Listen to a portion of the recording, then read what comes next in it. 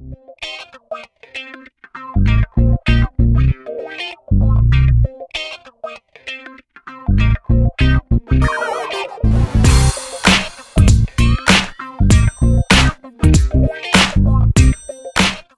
bien, bonjour, l'objectif de cette vidéo est de vous montrer comment on peut passer d'une forme développée d'un polynôme de degré 2 à sa forme canonique.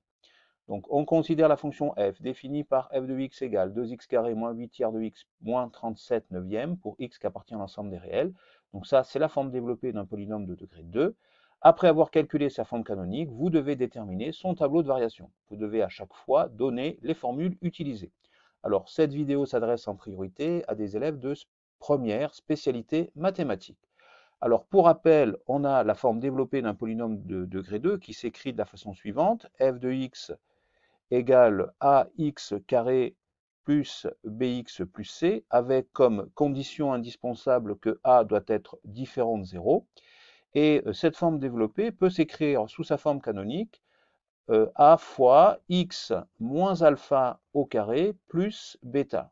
On a donc ici un alpha qui vaut moins b sur 2a et un bêta qui est égal à f de alpha qui correspond à l'image de alpha à travers la fonction f, mais qui peut aussi s'écrire de la façon suivante, moins delta sur 4a, delta étant le discriminant, et delta est égal à b carré moins 4ac.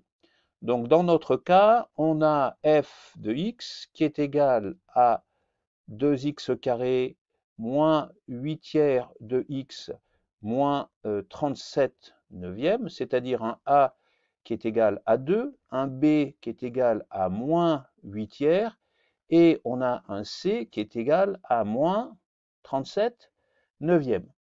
Donc si je veux déjà calculer le alpha, donc le alpha est égal à moins b sur 2a, c'est-à-dire c'est égal à moins 8 tiers, puisque b est égal à moins 8 tiers, sur 2a, a vaut 2, 2 fois 2, ça fait 4. Donc ça va nous donner un alpha qui est donc égal à moins, ça fait plus, donc plus 8 tiers, multiplié par 1 quart, 8 divisé par 4, ça fait 2, donc j'obtiens 2 tiers. Mon alpha vaut 2 tiers. Pour calculer le bêta, je vais donc en premier calculer le discriminant.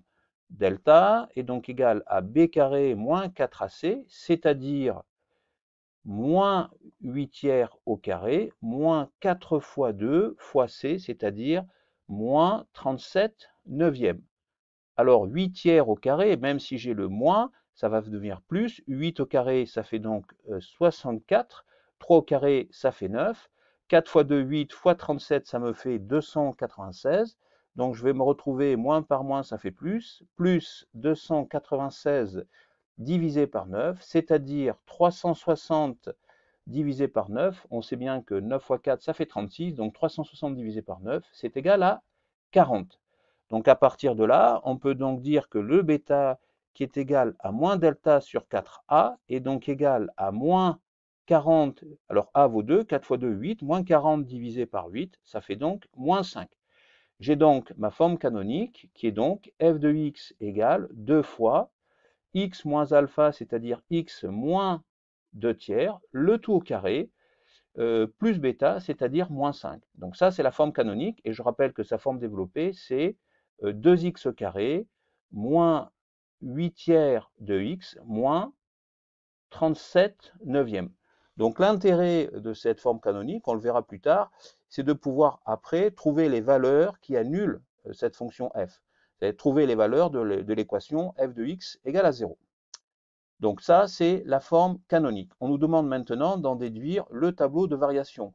Comme a est égal à 2 et que a est donc strictement positif, on dit de façon un peu simpliste que la parabole, la courbe représentative de la fonction f, puisque a est positive, elle sourit.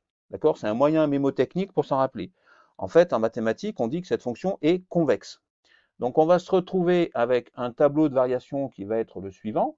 J'ai ici une fonction qui va être convexe, c'est-à-dire qui va de plus l'infini, qui va décroître, et qui pour alpha qui vaut 2 tiers va avoir comme image moins 5, et puis après de nouveau va être croissante.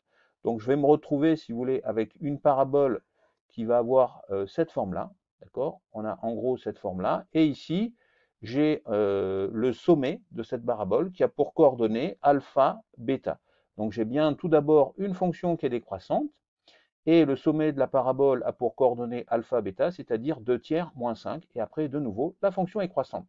Donc voilà, alors ça c'est un résultat de cours. Lorsque j'ai un exercice, je peux mettre directement mon tableau de variation. Et bien voilà, c'est la fin de cette vidéo, j'espère qu'elle vous a plu, et je vous dis donc à bientôt sur la chaîne YouTube Scol Mathématiques.